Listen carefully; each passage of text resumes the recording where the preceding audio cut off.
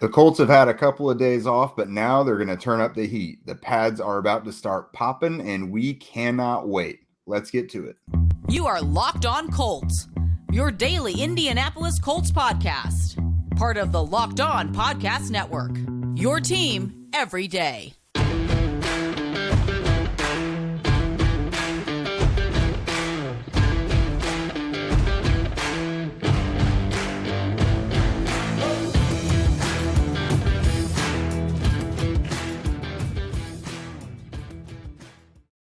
All right, Colts fans, thanks so much for tuning in and making us your number one listen of the day. This is your daily podcast covering your Indianapolis Colts, part of the Locked On Podcast Network, your team every day. I am Jake Arthur, joined as always by my partner, Zach Hicks. The Colts wrapped up their first week of training camp practice over the weekend, so we're going to just go over what stood out to us in those three sessions. And we'll also tell you what we're looking forward most to this coming week with the pads coming on. So, Zach, first and foremost, we just can't start this off without talking about Matt Ryan on the offensive side of the ball. It's kind of what everyone was waiting to see, and, so far so good. The ball is getting out quick. He's accurate. He's shown leadership, pretty much a total command of the offense so far. So, pretty much check. Yeah, it would actually be more shocking if one of those checks didn't happen. Right. It was kind of everything we expect. I mean, you have a guy going into, I think it's his 13th or 14th year in the NFL. Mm-hmm. I think it's his 14th. He's been doing this for a long time. Former MVP. Has gone to a Super Bowl. Just an outstanding player. I think he could be like 5th all time in passing yards this year with a good enough year. Like, we're talking about a highly decorated veteran who's been doing this for a long time. If he weren't doing all of those things coming into camp, it would be shocking. So, but it is nice. Again, last year, Carson Wentz missed almost all of camp. So it was Sam Ehlinger and Jacob Eason. And it's really hard to get your offense gelling in the offseason without your quarterback one. So you bring in a guy like Matt Ryan, who's been there, done this forever. And he just brings that air of maturity, that air of knowing what he's doing and building that chemistry right away, which I'm not saying the Colts didn't get that because Carson Wentz was playing last year. It's just because he wasn't there. He wasn't in training camp at all. So it's huge just to have that chemistry building from the get-go here. And it's great to see Matt Ryan starting to gel with all these guys already. Yeah, and it's noteworthy because the last time we saw smooth sailing and everything in training camp was like 2018 with Andrew Luck. Yeah. 2019, he had the calf and he wasn't out there. 2020, Phillip Rivers, COVID had shortened the offseason, and training camp was kind of behind closed doors for the most part. And then, of course, last year was last year. So it's notable because we're actually seeing this going well for the first time in a handful of years. I wanted to also touch on Nahim Hines. I know you saw, there's wide receiver usage. You wrote a whole thing about it on horseshoehuddle.com. If you guys didn't check that out yet, go ahead and do so, please. But no, it's looking like, no, he's not the slot receiver, but right. Yes, he's going to be heavily involved in the passing offense, including being lined up in the slot and out wide at times. Right. And it's something I mentioned in my article that I wrote, which, again, you guys can check on Horseshoe Huddle or on my Twitter at Zach Hicks too. The big thing that I kind of wrote in there is, yes, we're getting the coach quotes. We've always had the coach quotes, though. The coach quotes, we want to get Nahim Hines out there more. We want to get him more involved in the offense. We want to get him in the passing game. But on top of that, we have other evidence too. Last year, Nahim Hines typically averages around 60 to 70 snaps at wide receiver each season. Last year, it jumped all the way up to 124. And that was with Jonathan Taylor getting so much run in the backfield. They wanted to get Hines out there in more pass catching situations. And even though he had his lowest amount of catches on the season, he was still lined up at receiver, even if it was just fake jet sweeps or something like that, just to get, the defense flowing one way to give Taylor the ball. That's something that we've always wanted to see. Just get him out there with Jonathan Taylor, and good things will happen for your offense. So we're seeing that direction. And then when you're looking at camp, I mean, he's going out there, he's lining up with wide receivers. He's running routes with wide receivers. You're seeing a lot of these practice clips, and I'm sure you're seeing even more being there in person, Jake. He's out there as wide receiver in 5 receiver sets or 4 receiver sets season. He's out there as one of the receivers. So we're seeing it's not just, coaches are saying it. We're seeing a lot of evidence with camp, with what we saw last year, with even if you want to look at what Matt Ryan did last year with Cordarrelle Patterson, was a lot of the same type of stuff. So we are seeing just kind of trend of, okay, Nahim Hines is going to get more run at wide receiver. He's going to be out there with Jonathan Taylor a lot more. It's not just coach speak now, which is something to get excited about, because when you're looking at this offense, he's a top 3 dynamic weapon for this offense. So you want to see him out there. You want to see the ball in his hands, and you don't want him to get so many carries that he takes the ball away from Jonathan Taylor. So it's great to see him out there with the receivers, because he's a very, very capable pass catcher. Yeah, absolutely. And guys like him are, in order to reach their potential, those types of guys are really dependent on the quarterback play. We've kind of seen a blueprint for what can happen. And again, it's just the type of usage, not how the usage winds up. But Deebo Samuel, Cordero Patterson, those are hybrid guys that can do a little bit of everything.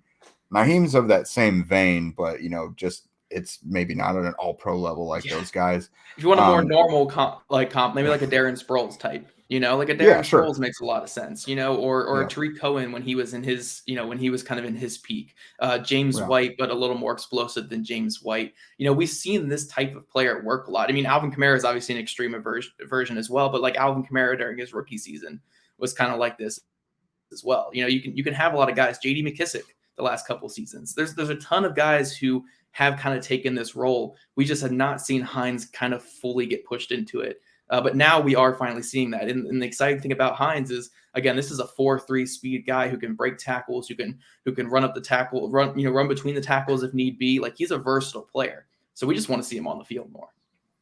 Yeah, and one thing that stuck out to me when he talked to reporters last week was, he's used to having quarterbacks that don't know how to throw to his type of speed. Right. And he said right away Matt Ryan was hitting him in stride, like despite him running full speed. So that's good. We know that, rest assured, this quarterback can use Nahim Hines. So that's definitely a big positive. Another big thing is the wide receiver depth chart is starting to take shape. That was one of the bigger mysteries going into camp, and it pretty much is what we thought it would be, though. But for a week now, it's pretty much been the same. You, of course, have Michael Pittman Jr., and then it's Paris Campbell and Alec Pierce. Pierce doing a lot of outside stuff, Paris going inside a lot. So it's those 3 guys. Ashton Dulin obviously coming up with the 4th. Desmond Patman seems to have, if I had to guess, he's still got the upper hand on Kiki QT and DeMichael Harris. But your top 3 are very much a thing at the moment. Yeah. So, to pull the Dennis Green quote, that is what we thought it was going to be. So that's definitely good to see. Which is good. Yeah. It's good, though. It's good. It is what we thought it was. It's the guys that we want to see out there. Plus, Ashton Dulin is getting a lot of run in here as well, which we all kind of expected. And it's good to see after the year he had last year. But, I'm loving that wide receiver group. And do you have anything to say on the O-line before we jump into your 3 stock-up players from first week of camp? Not yet. I don't put a ton into the O-line early on before pads get on, but I will say it's been pretty noteworthy that Matt Pryor has stuck at left tackle this whole time. We were curious whether or not Bernard Ryman was going to be rotated in or not, which he may still be. Last week on one of our shows, we talked about being a week-by-week thing like it was last year. But so far, so good for Matt Pryor. Danny Pinter as well, the new right guard. So no complaints there. And you had just mentioned we were talking about some guys with the stock up. First, I'm going to say Alec Pierce. A little bit of a slow start. He showed off his speed. He had a big drop the other day in the second practice. But Saturday night, he had a pretty big night, showed off that speed, won some of his matchups. I think he had a big one against Isaiah Rodgers, kind of a big back shoulder play. So that's always good to see. He seems to be getting some confidence. That's definitely good. Pierce, do you think it might take a second for him to kind of get going? Yeah. If he's going into this year again, not as number 1 guy, not as number 2 guy, maybe not even the number 3 guy, if we're saying Hines and Campbell are both above him, I think that's going to help him a lot. Be more of a rotational guy, be a guy who's going to come in and kind of learn on the fly, but not get thrown into the fire. I think that'll be beneficial for him. So, the learning curve happening in camp, you kind of expect that. We're not talking about a top 5 pick here. We're talking about a second rounder, a mid-second round guy. So it's going to take a second, but it's good to see him improving and beating a corner like Isaiah Rodgers, who's very talented. Speed versus speed. And I did just mention Matt Pryor again before pads go on. There's not a whole lot more to say about offensive line, but I did mark him as a stock up. And then the tight end groups as a whole. I think Matt Ryan has really liked what he's seen in Mo Alley Cox. I think he targets him a lot. Kylan Granson is still, sticking around with the group there with the ones with Mo. But then the two young guys, the rookies, Jelani Woods and Drew Ogletree, I've seen them heavily involved with the first and second units. Ogletree, I didn't really know what to expect initially just because a fourth tight end doesn't get a ton of run. But they really want to see what they have with all four guys. And so stock up for that group because they all seem to be answering the call as well.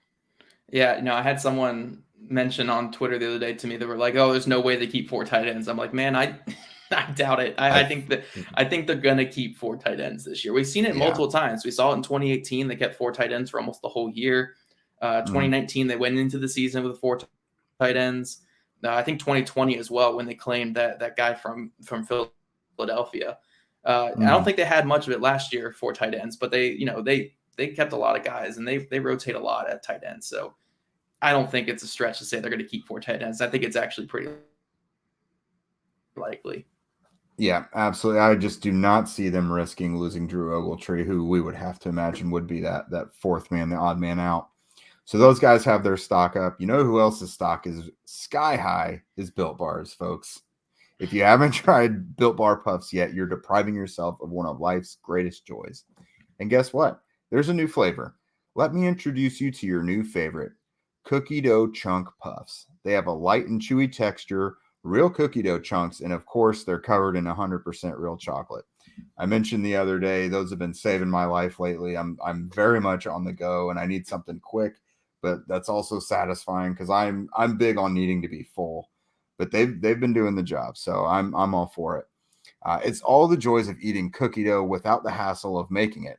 Plus, it's healthy for you. Cookie dough chunk puffs are only 160 calories, and they have a whopping 15 grams of protein in them. Run to Built.com to snag a box for you and the family. It'll be a perfect treat. Or you can find a really good hiding place and just hoard them for yourself. Why not? Which is what you've been doing at your house. Yeah, I did save the last one for my wife. There you go. That's a marriage right there. It's sharing. What's great about Built is that all their bars are made with collagen protein, which your body absorbs more efficiently and provides tons of health benefits. Eat something that tastes good and is good for you. You're going to love the new cookie dough chunk puff. Whether you need a snack for your workout, a late night treat, or just need to grab a quick bite, Built is the perfect protein bar. And they taste better than a candy bar. Ditch the calories, the fats, the sugar. Grab yourself a Built bar. Go to Built.com, use promo code LOCKED15 and get 15% off your order. Use promo LOCKED15. All right, Jake, now that we're done talking about the delicious chocolatey goodness that is Built Bar, let's jump into the defense here. Some more goodness here. Let's jump into this defense. And I think the first thing you probably want to talk about, because you've been talking about it a lot this past week, is the young linebackers. And it's not the two that we've been hyping up the whole time. It's not Sterling Weatherford and JoJo Domann. It's Forrest Rhyne. Let's talk to me about these young linebackers, though, the guys that have been standing out. Yep, exactly. It was Weatherford and Domann going in, but I was pleasantly surprised by Forrest Rhyne. I saw him being involved plenty, second and third units. He hasn't been getting burnt or he hasn't been getting lost in the shuffle. He's actually been standing out. He's got himself in the right places, it seems. He's had one or two pass breakups. So that was definitely good to see. I think it's stock up because not even us really were talking about it. I know you were a fan of him before the draft, but he's kind of headlighting this trio of young linebackers that we liked. JoJo Domann has done some good things. He had a pass breakup as well over Nick Foles, kind of an intermediate shot. It would have been a chunk play if it was completed. Weatherford, big, athletic, rangy. He's looking the part out there.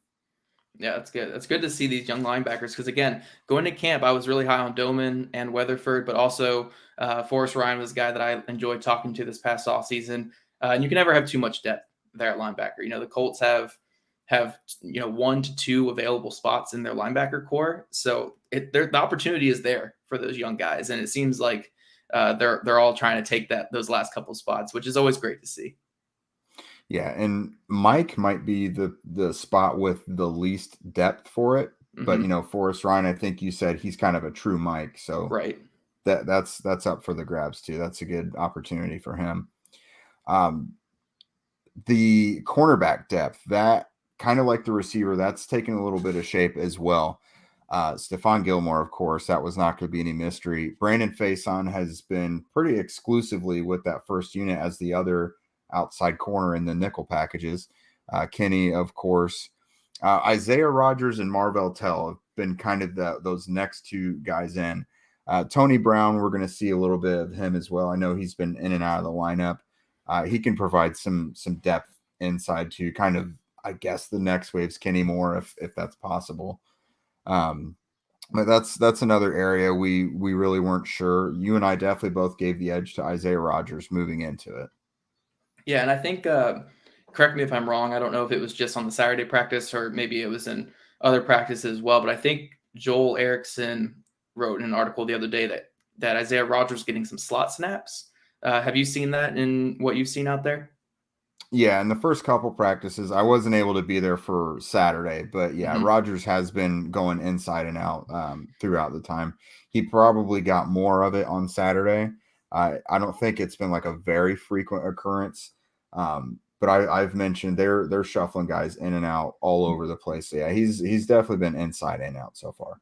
Yeah, that's interesting because I know Isaiah Rodgers' rookie season, they tried to get him in, for a couple slot snaps. They tried to work him at slot in the offseason, and it was just a lot for a young corner to pick up. That slot cornerback, I will always say slot corner is much, much harder to play in the NFL than outside corner. There's just, you're always two-way goes. You have to be big in the run game. It's just a lot to throw on your plate.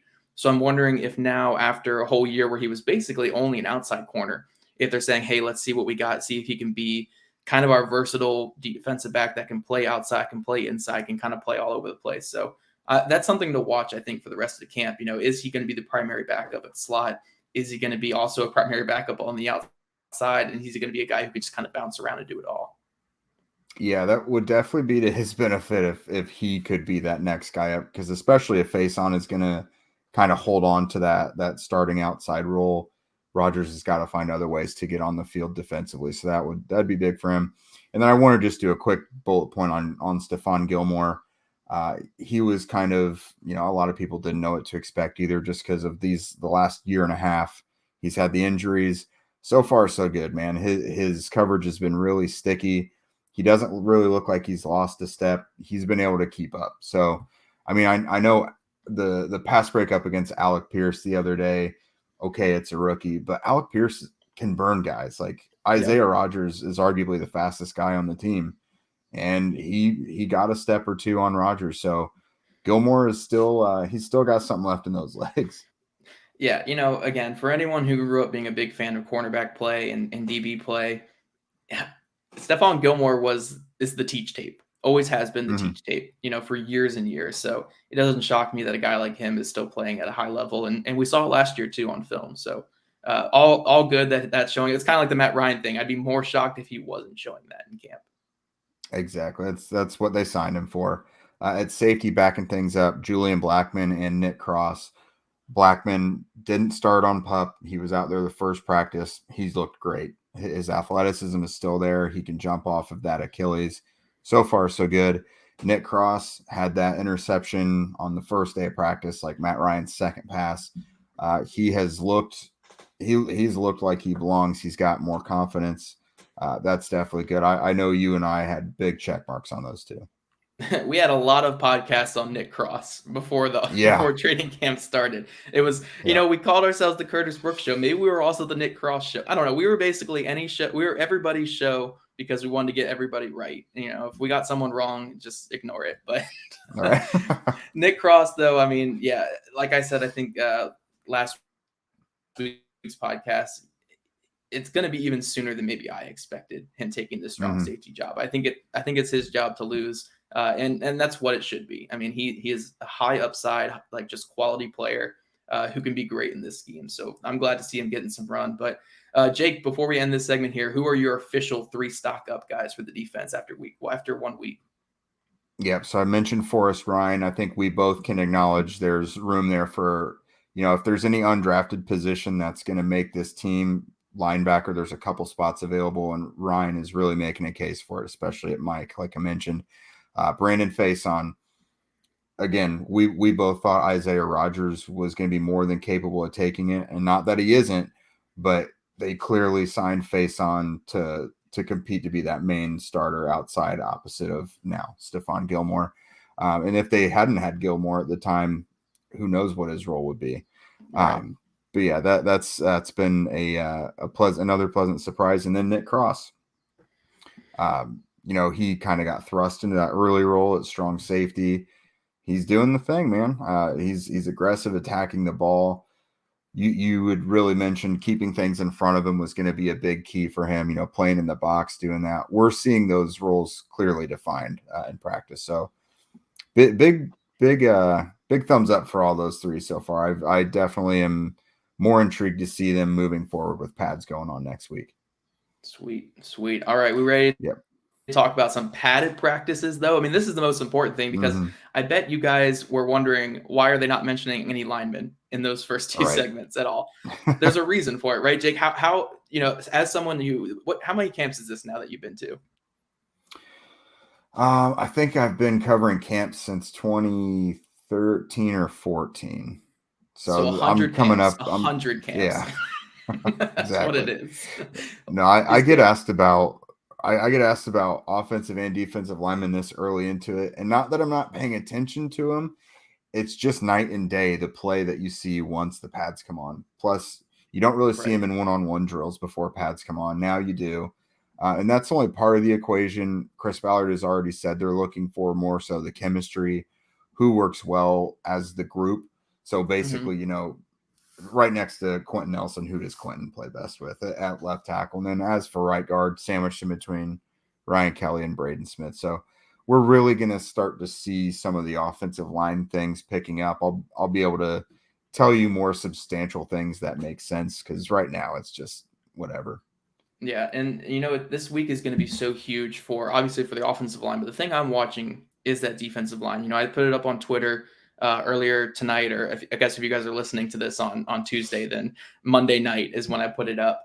But Yannick Ngakoue last year played nearly 900 snaps on defense, which is it's like over 100 more than he had played the previous year, and it's more than 100 more than his average over the last 3 seasons. We're seeing, you don't want to have guys like this playing that many snaps. You don't want to see these guys getting up to the 850s and 900s and snaps on the defensive line. You don't want to see DeForest Buckner either getting around 700, 800. You don't want to keep those snaps down, keep these guys fresh. And something that Gus Bradley has always said is he wants to attack in waves. You want to have multiple waves of pass rushers. So I'm curious to see who these next waves are going to be. We know the Kwity Pays. We know DeForest Buckner. We know Yannick Ngakoue.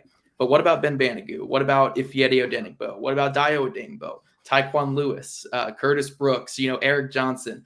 What about all these guys behind? Who is going to become that second wave, and who's going to be like that third wave who barely makes the roster? I want to see that second wave. I want to see who those guys are, because what we've seen in Gus Bradley's defense, going back to his Chargers days, Uchenna Nwosu had 250 rushing snaps a year off the edge as the third rusher. Can Ben Banogu take that? Can Tyquan Lewis take that? This part of camp is going to be so huge with pads on to see which one of those guys becomes the key, second wave edge rusher. And then again, on the interior too, who's going to rush next to DeForest Buckner? All these are going to be some huge snaps coming up, and it's going to be big to see it with pads on. That's always the biggest thing I get excited for with pads on. Yep. And the defensive tackle rotation has kind of been open season. They've been letting pretty much everyone get in there. RJ McIntosh and Byron Cowart were kind of the next guys in. Chris Williams got banged up on Wednesday. I know he was out Thursday. I don't know if he came back Saturday or not. But I know he got banged up early. So McIntosh and Cowart, two of the really only veterans they have, were out there. I'm interested to see Savion Patton, because they released him and then 3 days later brought him back. So he's someone I kind of want to keep an eye on, because they clearly liked something about him enough to bring him back. So that the waves in the rotation, like you mentioned, that's going to be so critical. It's another big moment for Ben Banogu to prove himself. Absolutely. So then something else we're looking forward to, Bernard Ryman, is he going to start getting some run with the first team or not? At the very least, we'll be able to kind of see him in more isolated situations in the one-on-ones. Now, since he's been going pretty strong with the second team at left tackle, you're probably going to see him more at, against Taekwon, Dio Dangbo, Ben Banogu. So those will be really intriguing matchups. I think Ben Banogu kind of got his goat a couple times on Saturday, if I read that correctly. Yeah, no, I feel bad if you're a young offensive tackle having to go against training camp Ben Banogu, like, ooh, yeah, oh man, you have no chance. So I mean, if he can just win half of those snaps against training camp Ben Banogu, he might be good, but it's tough to beat training camp Ben Banogu. Yeah, and if you guys are going out to these practices this week, keep in mind, again, Chris Ballard mentioned, guys are going to have wins and losses in the one-on-ones. It's not a natural environment. So if you think someone's getting killed out there, it may not be going great, sure, but that's not the most heavily influenced thing that they're looking at. Yeah, the biggest thing that I think about with the one-on-ones though is the receivers and corners. Yeah, when I was a kid, I played corner a lot, and it's the worst thing ever to be one-on-one as a corner because they can go any way they want. They can run for 30 minutes out there. They can run circles. They can push you to the ground. They can do whatever. And it's like, oh, you got cooked on the play. It's like, man, the guy was out there for 5 seconds running his route. He did 7 double moves on the outside. Of course he was going to beat me up the seam, So you got to take it with a grain of salt. And at the end of the day, football is not played one-on-one. Yeah, pass rushing, throwing the ball, catching the ball down the field. None of that is played one-on-one. So it's great to see as like a measuring stick, but it really means nothing for the game of football. You're absolutely right, because we've seen some guys look absolutely lost out there, and then they're just fine when the game actually kicks on. Right.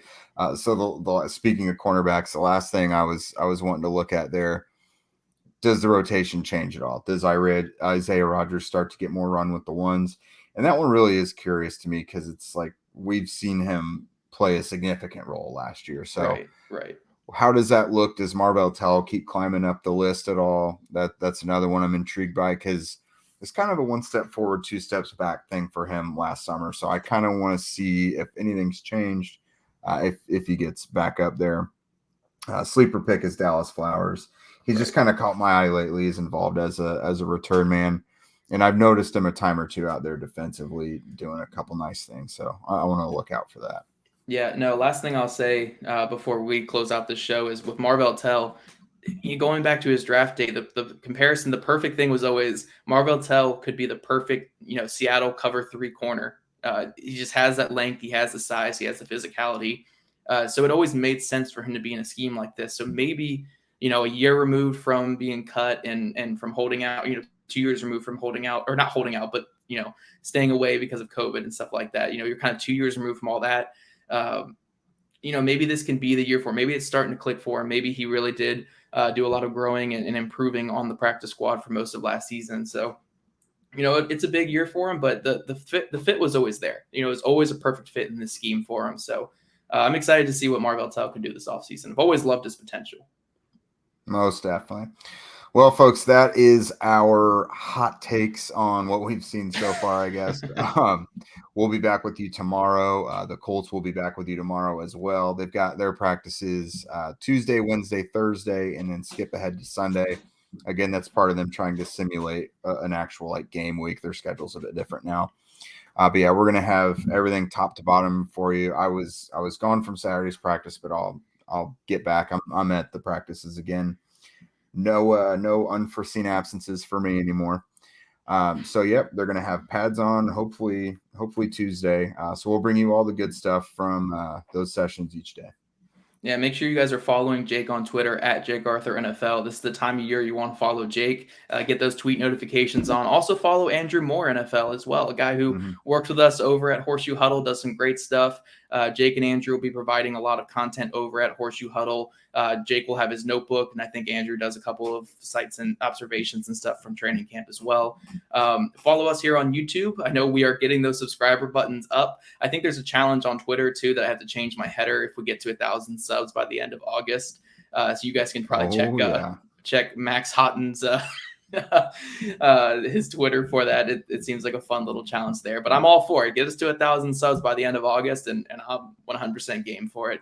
And then wherever you guys listen to our podcast, Apple, Spotify, Stitcher, whatever, rate, review, subscribe, give us some love, and write your love in the comments. Even if you like the show, let us know. But we appreciate all you guys. We appreciate all you guys who stick it to the end of shows and hear us talk like this at the end and kind of pub ourselves. But no, we love you guys, and we appreciate all the comments and love so far. Yeah, and keep up some of those really weird, oddly intense comments on YouTube, because we really like to read those. It's always it's very excitable on YouTube. You guys are very, very either excited, or you get like a Titans fan who says, "This is your warning right now." Like we had one of those guys who said it was like, "Just so you guys know, you're nothing compared to the Titans." So whatever kind of comments you want to leave, you can leave stuff like that. That's fine. Whatever. I love that. Yeah. And I mean, we'll take the high road, but if you guys want to go to war with that guy in the comments, go ahead. But yeah, thank you guys for listening today and making us your first listen. Now make your second listen the Locked On NFL podcast.